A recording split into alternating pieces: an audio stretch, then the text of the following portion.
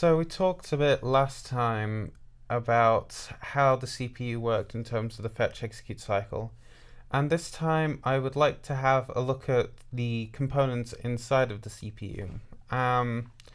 So here is sort of like a diagram from the simulation program I showed last time.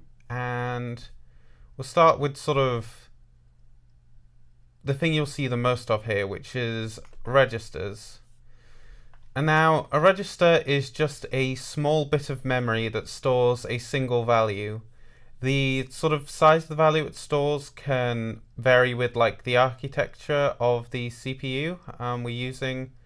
So this, for example, we can see is 4 times 6. What is that?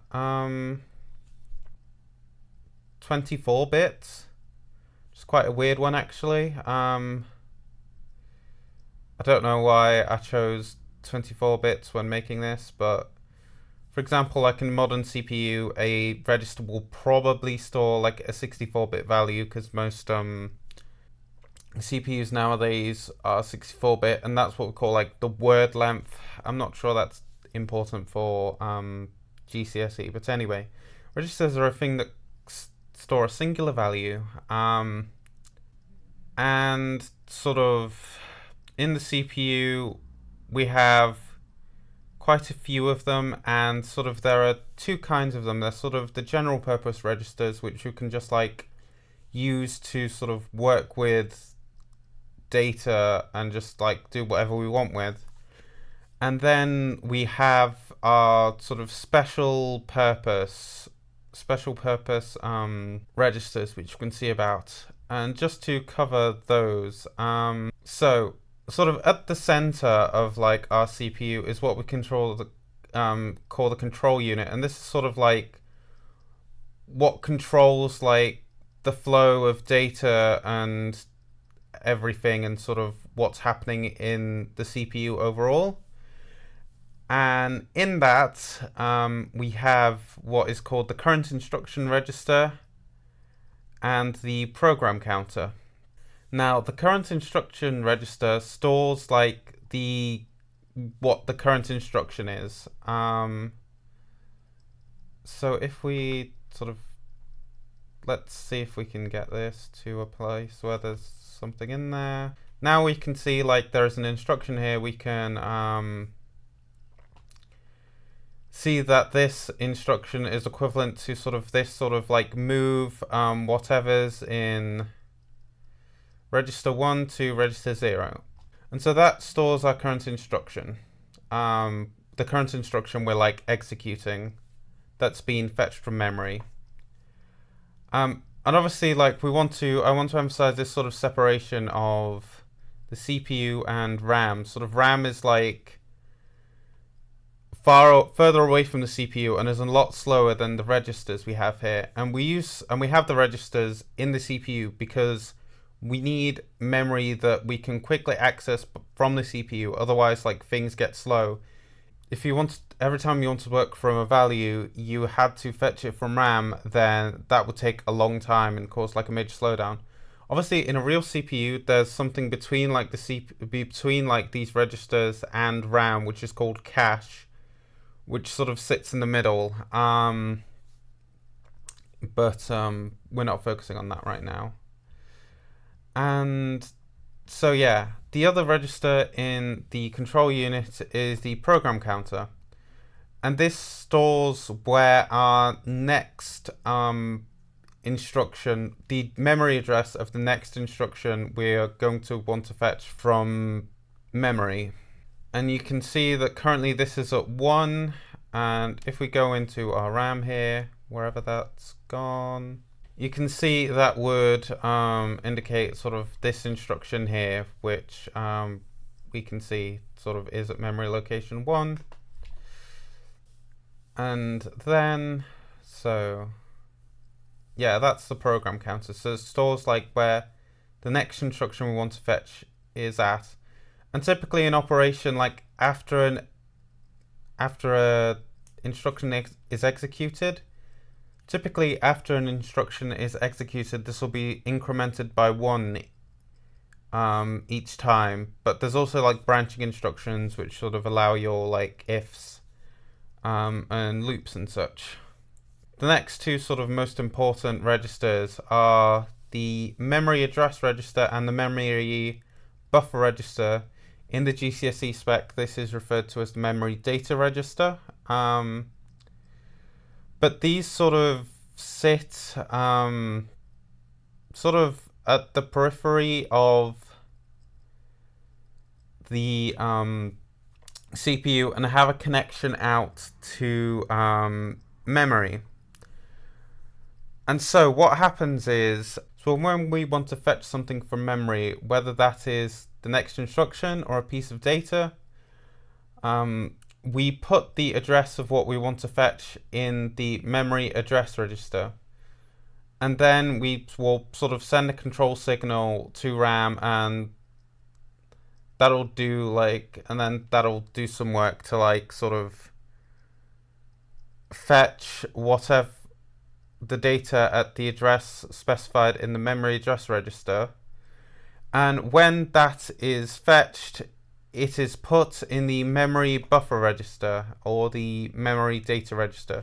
You can imagine sort of it being a bit like a restaurant where you put your order in the memory address register and then they give it to you in the memory buffer register, memory data register, back when it's ready.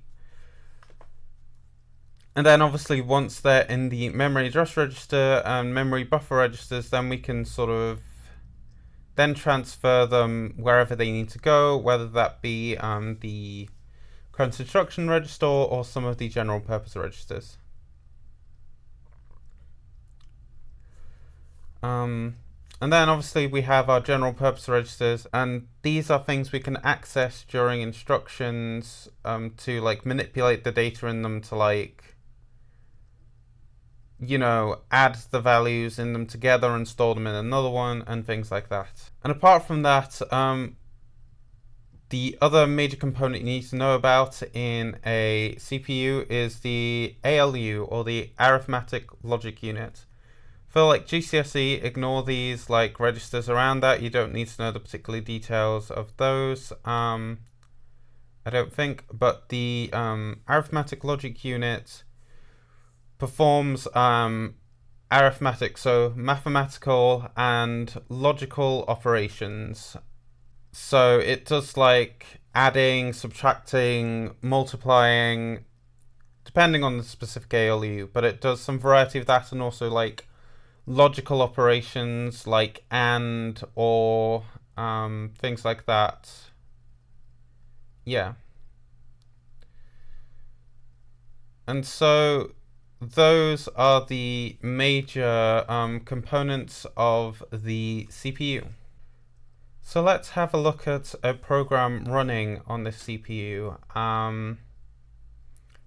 So I have this program loaded up, which you find which finds the highest common factor of two numbers. So let's say 25 and 10.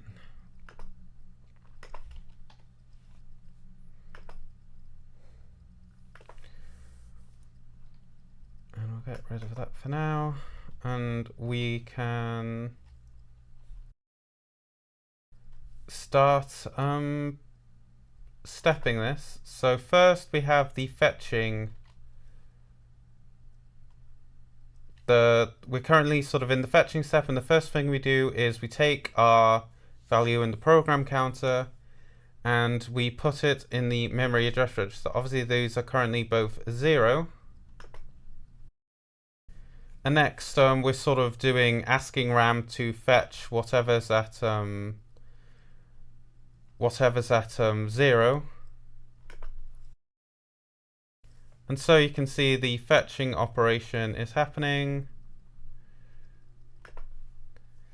And then we can see that value, so that first, so our instruction at location 0, that is 042000, has been placed in the memory buffer register. And next, we can see that has been written to our current instruction register. And then our program counter, so with the thing that stores where our next instruction is going to be, has been incremented by 1. And next we execute this instruction. So sort of our first instruction here, we can see this is mov r2 r0, and we can see this is currently being executed. And what this does is it copies the value from register 0 into register 2. And now we are back into our fetching, and we can see that so we can see the value in the program counter 1 has been moved to the memory adjust register in preparation for fetching the next instruction from memory. And so we're now getting the memory to be read, and we can, and so now like that the next instruction, which is, what is it? Next instruction here, which is moved from R3 to R1, has been executed.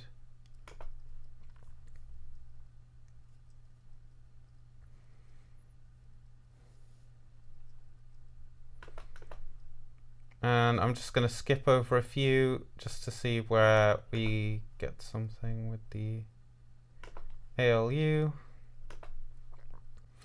And so now we have an instruction that's going to use the ALU, and this is a compare instruction that sort of compares which number's bigger, essentially, out of registers 2 and 3. And we can see this is sort of staging. You don't really need to know for GCSE the particulars of that. So then we can see the ALU has been used by this. The ALU has been used by this instruction. It's doing this. We can see the ALU is doing a compare operation. You don't need to know the details of that really. But then, yeah. So that's a bit of a demonstration of the CPU working.